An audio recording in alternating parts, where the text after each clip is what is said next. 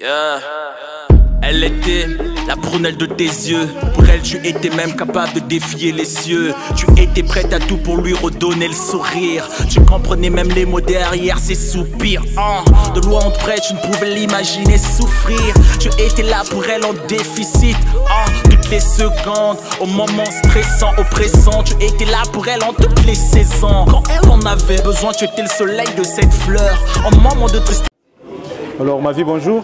Bonjour Benka. Alors aujourd'hui, on vous voit au Centre culturel Zola pour la présentation de votre dernier ouvrage, Boîte Noire. Alors qu'est-ce qu'il en est exactement de tout ce qui s'est passé aujourd'hui? Alors, je commencerai d'abord par remercier tout le public, toutes les personnes qui ont été présentes jusqu'ici. La salle était pleine, on ne s'y attendait pas, mais les gens sont venus, notamment les jeunes ont répondu présents. C'est dire combien le livre est en train de toucher, de renaître dans la sphère juvénile. Nous sommes très heureux.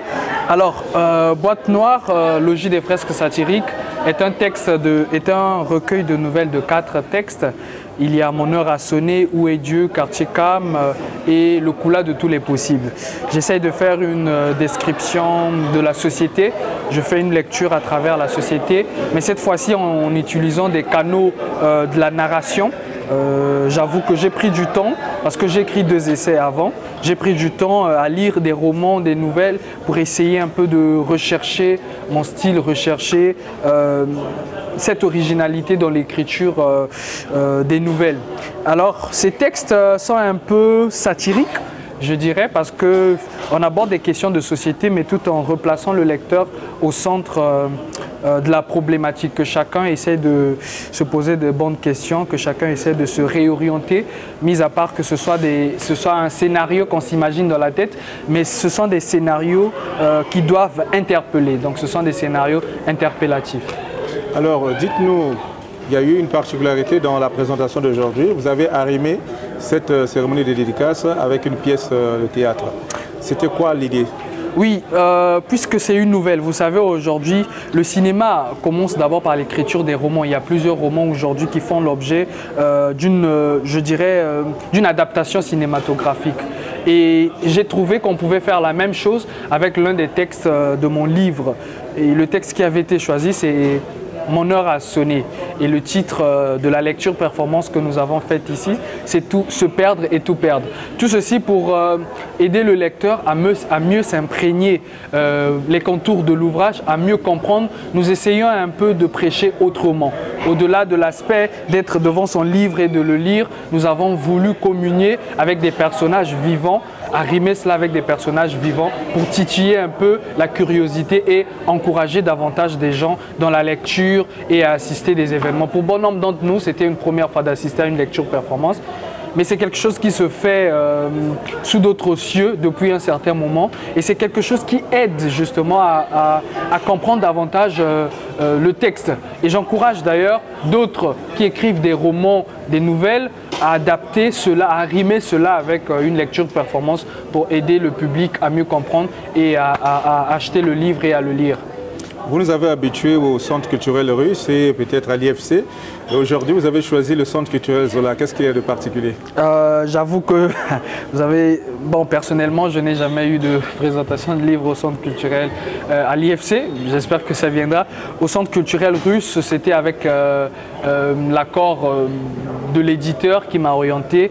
Et moi, j'ai voulu venir au Centre culturel Zola parce que j'ai voulu aussi, je dirais, un peu partager de ce que j'ai comme notoriété pour faire découvrir le centre. C'est un espace local et je tiens à ce que nous puissions promouvoir des espaces locaux. Vous savez, aujourd'hui au Sénégal par exemple ou bien dans d'autres pays, la culture se vit dans des espaces locaux. Ce sont des espaces locaux qui promeuvent justement les artistes. C'est à peine si on peut, je ne suis pas contre totalement, mais c'est aussi quelque chose de bien de promouvoir des espaces locaux.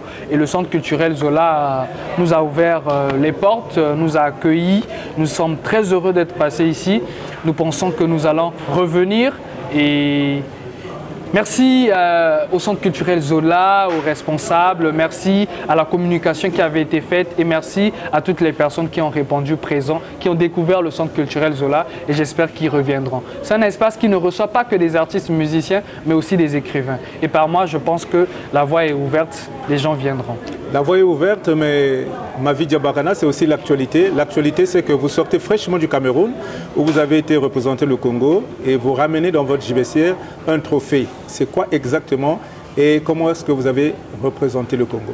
Alors, j'ai été au Cameroun, j'ai été invité par le concours du ministère des Arts et de la Culture du Cameroun qui a organisé la semaine des Fous du Livre, le Festival international des Fous du Livre.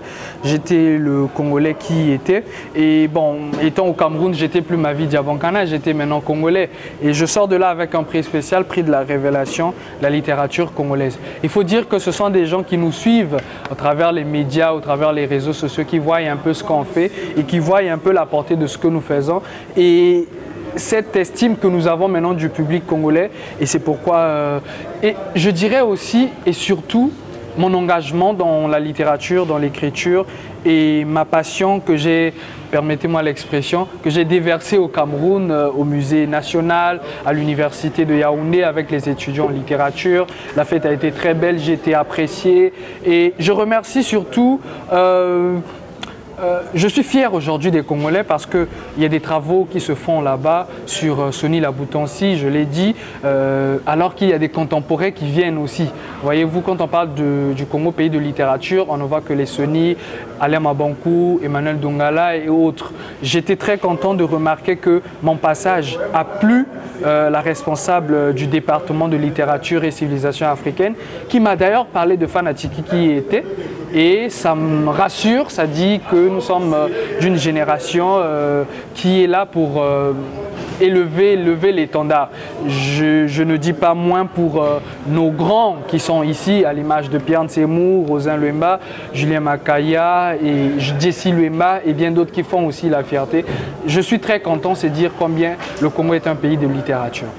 2 essais, une nouvelle, à quand la prochaine parution et ça sera dans quel genre littéraire? Ah là là là là, ça c'est une question qui est un peu brûlante. J'écoute souvent mes sens, j'écoute souvent mes sens, mais vous savez, puisque nous avions tourné avec vous, qu'il y a un essai qui me passionne, un autre, l'écriture d'un autre essai, Afrique, souviens-toi d'où tu es tombé. Et je suis en train de faire une recherche d'antériorité pour rassembler des éléments afin d'écrire cet essai encore. Vous savez que nous sommes panafricanistes et nous sommes habités par le combat du panafricanisme.